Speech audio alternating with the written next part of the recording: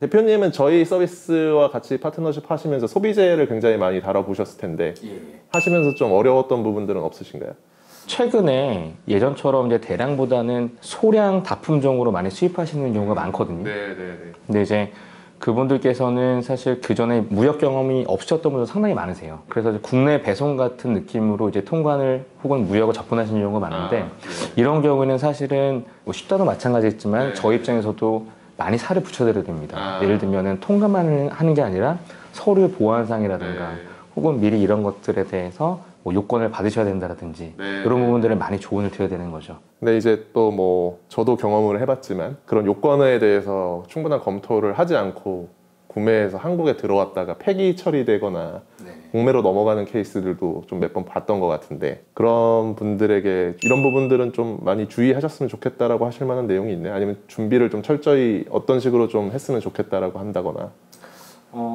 말씀 주신 대로 이제 세율에 대한 부분은 만약에 조금 안 좋은 상황이 됐을 때는 사실 세금을 좀 더 내면 된다라는 식의 어떤 접근을 하시는 경우도 있고, 근데 다만 이제 말씀 주신 대로 수입 요건이 구비 안 되는 경우에는 국내 유통이 불가능하거든요. 그거는 이제 물건을 그냥 날리는 겁니다. 근데 이제 많은 분들이 이거를 다시 되돌릴 수가 없어요.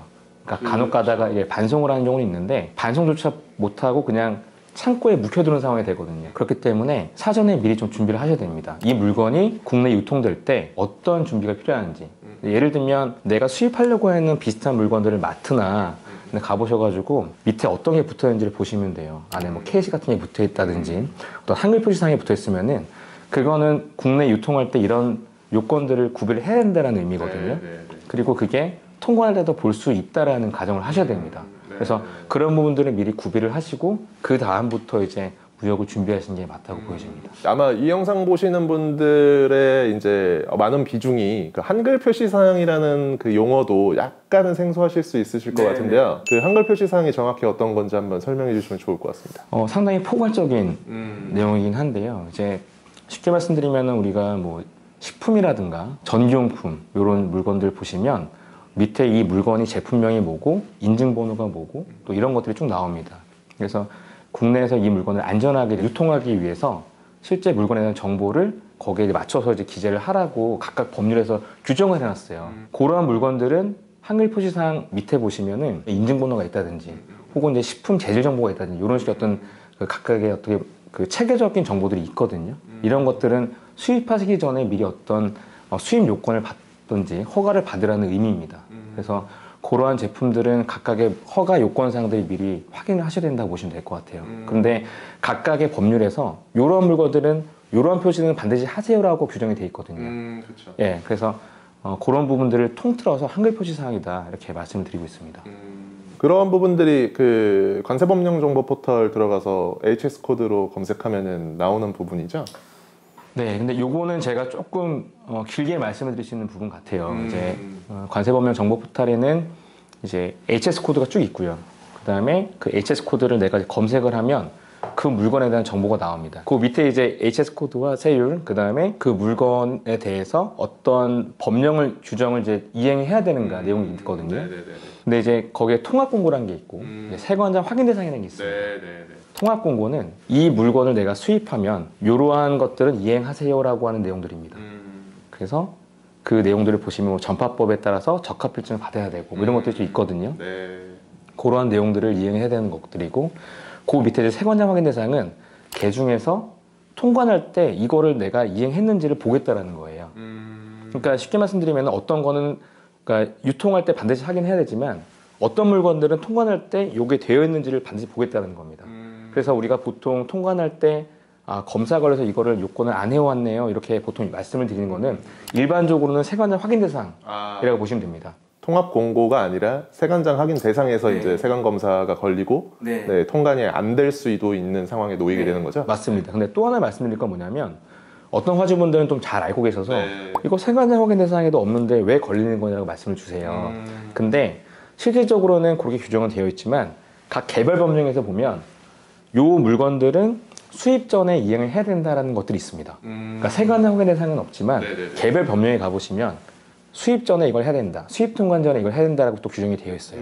이런 것들은 사실 세관장 확인 대상이 없다 하더라도 미리 해놔야 돼요.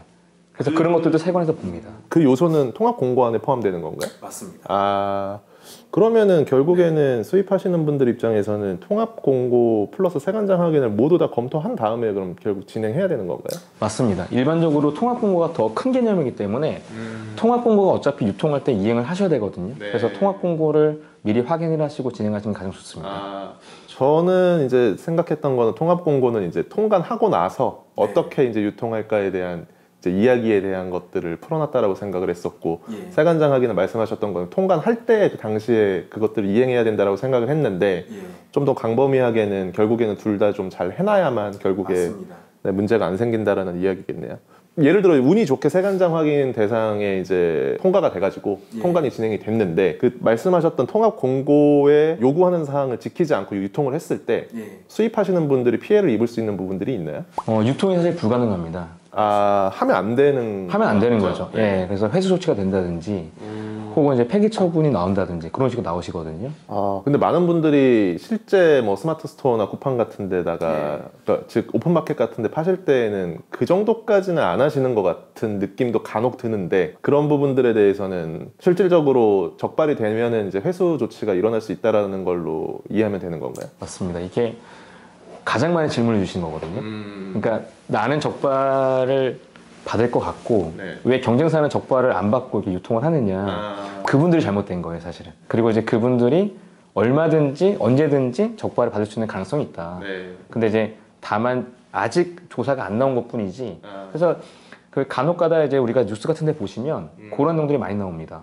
기간을 딱 정해놓고 이번에 뭐 건강기능식품 적발 혹은 뭐 전파법 미이행한 제품들 적발 이런 것들이 가끔 나오거든요. 그럴 때 이제 많이 피해를 많이 보죠. 사실 피해라고 말씀드리기 좀 어렵습니다. 왜냐하면 뭐 이행을 하신 건 아니기 때문에. 근데 조금 제가 만약에 수입 기업이라고 한다면, 그리고 제가 오프라인 판매가 아니라 온라인만 판매한다 그런다면은 사실 적발되기 어려울 것 같다라는 생각도 조금 들기는 하는데, 네, 왜냐면은 뭐 세관에서도 검사를 할 때 사실 유통되고 있는 것들을 실물로 봐야 뭔가 적발이 될 텐데요. 그거 온라인에서 판매되는 걸 어떻게 그럼 적발할 수가 있을까요? 최근에 이런 사례가 있었어요. 뭐냐면 이분은 이제 KC 대상이라는 거를 계획적으로 알고 있긴 한데 안 받아도 된다고 생각을 하고 들어오신 거죠. 근데 담당 이제 세관 공무원분들은 그 물건에 대한 명세와 이제 코드가 있다 보니까 역으로 검색이 가능합니다. 근데 검색을 해보니 이런 물건들이라는 게 나오고, 왜냐하면은 아시다시피 이제 스마트 스토어의 제품에 대한 스펙이 쭉 나오거든요. 네네. 그리고 비슷한 제품들을 판매하는 또 경쟁사도 있을 거고, 포괄적으로 검색을 하시거든요. 네네. 어떤 데들은 캐시를 받고 있고, 안 받았다 하더라도 그 제품에 대한 명세나 내용을 봤을 때 받아야 되는 물건으로 나오는 거죠.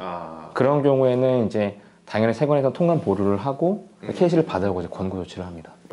근데 이미 통관된 것들은 어떻게 할 방법이 없는 거 아닌가요? 그거는 이제 세관의 문제가 아니라 그 개별 법령을 다루는 기관에서 이제 나중에 조사가 나올 수가 있는 거죠. 그 개별 법령이라 하면 아마 뭐 전파법이나 이런 거 말씀하시는 맞습니다. 것 같은데, 그럼 그 전파법이나 이런 개별 법령은 세관에서 관할하는 것들이 아닌 건가요? 맞습니다. 세관은 통관 당시에만 이제 관할하는 거고, 과기부였나요? 그게 전파법 같은 경우는? 공립점파연구원도 있을 거고요. 네. 각각의 이제 그 관할하는 기관들이 있고, 그 기관에서 이런 물건들에 대해서 KC를 안 받은 물건들은 좀 조사를 해야겠다라고 하면은 나중에 회수 조치가 될 수가 있는 거죠. 네, 뭐 아무튼 그런 사례들을 만들지 않기 위해서라도 세관장 확인이랑 통합 공고 같은 것들은 확인을 해야 되고, 다만 이제 확인을 하는 과정에서 이게 사실 혼자만의 힘으로는 좀 어렵겠다라는 생각은 사실 듭니다. 저도 제가 통관했을 때 어느 정도 알고는 있었지만은 저 혼자 하려고 한다기보다는 저도 항상 관세자분들한테 상담을 받으면서 진행을 했었으니까 그런 부분들을 좀 많이 고려하셔서 무리하게 이제 자가 수입 통관하지 마시고 관세자분들한테 잘 상담 받고서 진행하시는 거를 권유드립니다.